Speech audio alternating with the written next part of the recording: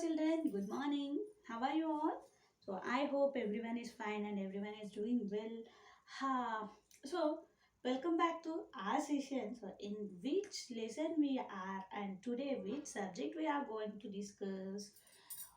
So yesterday we have discussed the science and today we are going to discuss social. Okay. So today we are going to discuss social lesson number 7, Mughal Empire. In the previous session, we have discussed about the kings. Okay, whatever the period, so up to this period, and they have ruled, and how they have fought for their kingdom. So how they have increased the size of the kingdom.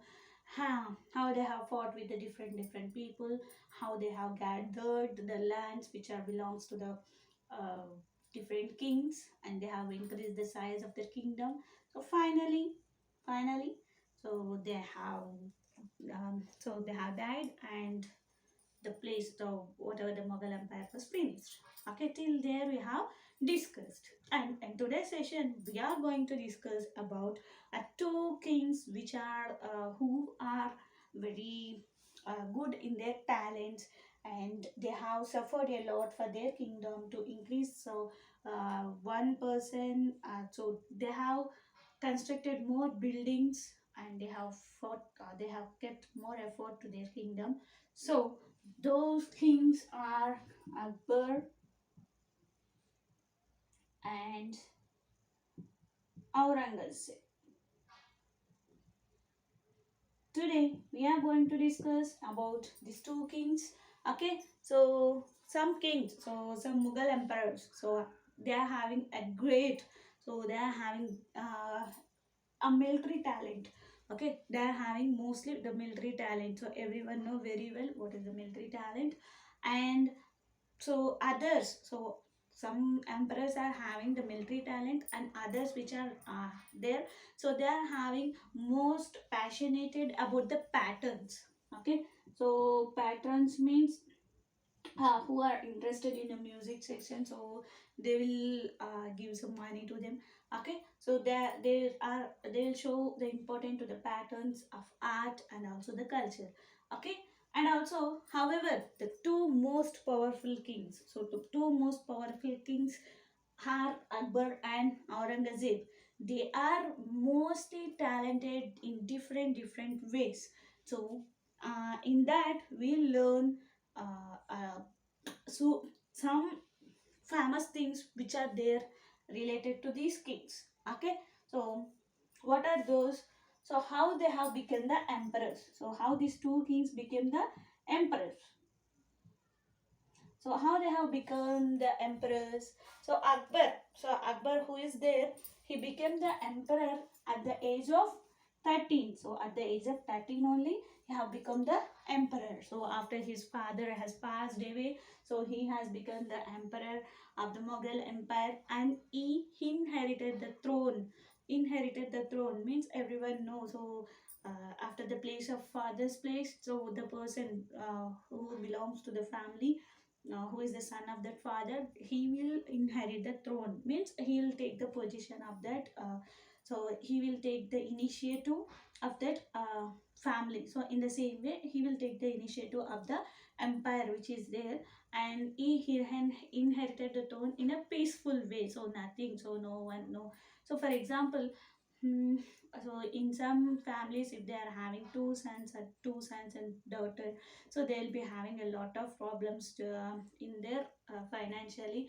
Okay, so they will quarrel with them, so this property belongs to me, that property belongs to me. So in that way they are not having any quarrels.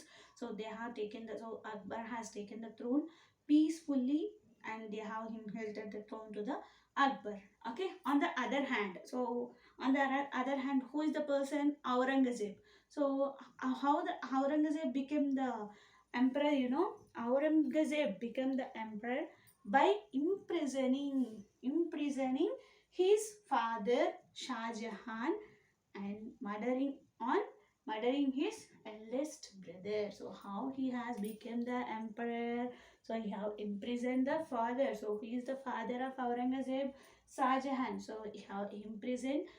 Why he has imprisoned? Because he has murdered his eldest brother. So he imprisoned his father, and he has inherited the throne.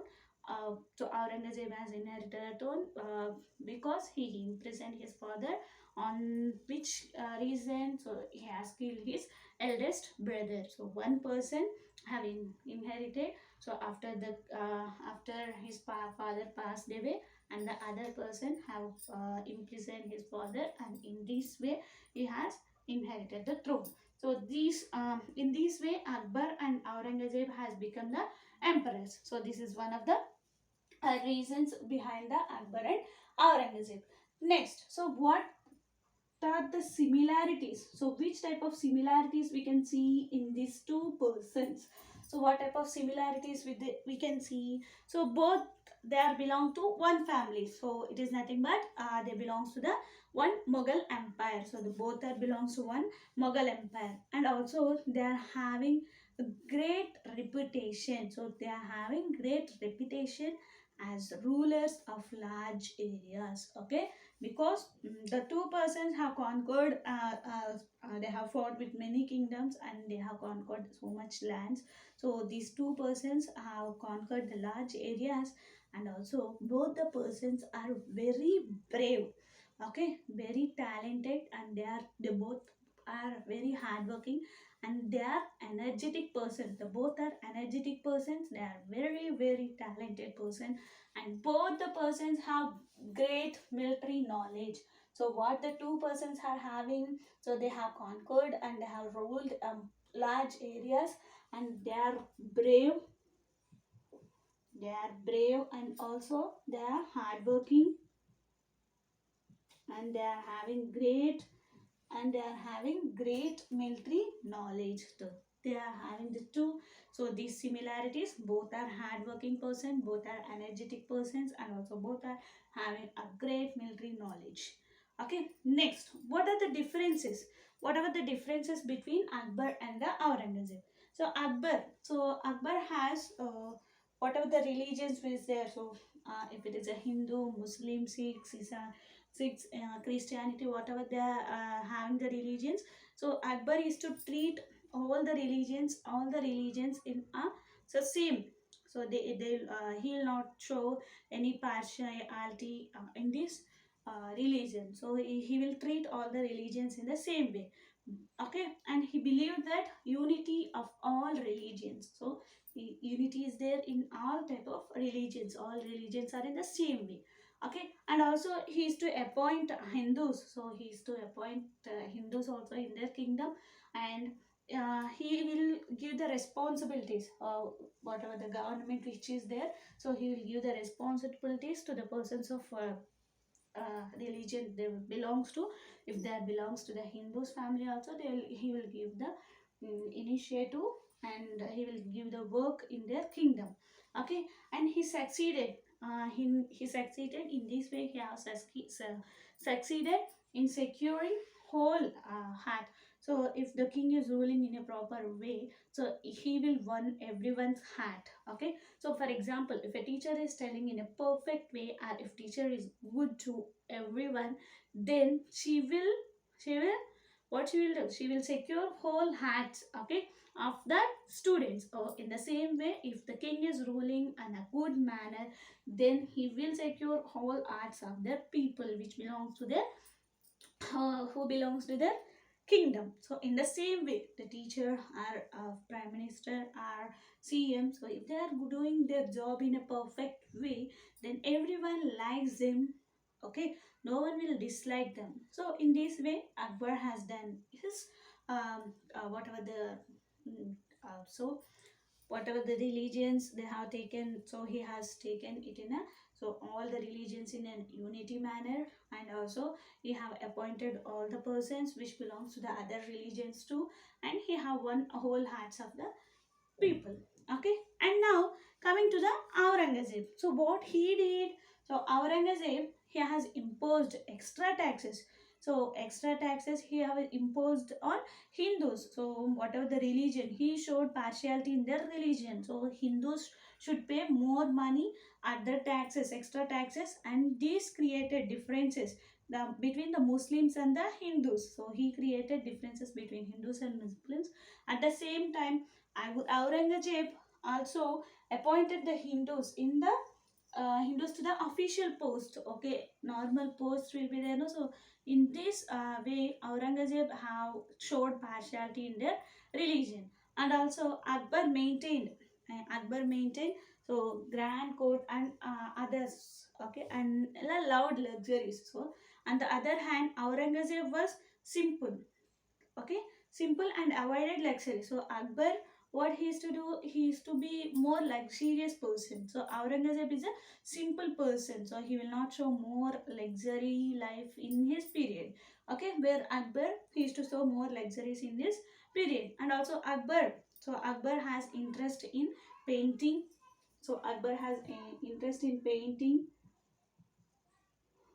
music, and architecture. So Akbar is having a interest in painting, music, writing, poetry. So these are all interests which is there for Akbar.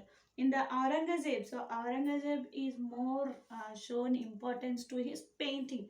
So he likes the painting and art. Okay, and so we till now we have discussed about the Akbar and Aurangzeb. So which ruler you liked most, and discuss why you like. If so in my case, I like Akbar more. So why I like Akbar more? So what he did to their kingdom, and why you like Akbar more? So why I like Akbar more? So I said I like Akbar. So in the same way, if you like Aurangzeb, why you like Aurangzeb more? What are the differences we have find in Akbar and Aurangzeb? So why he showed more importance in so why you like more the person? Okay, that you have to write it in your homework book. This is the homework for you people, and in the next session, so we will know about the differences between the empires. So signing off. So thank you for watching my video. Have a nice day. Stay home, stay safe.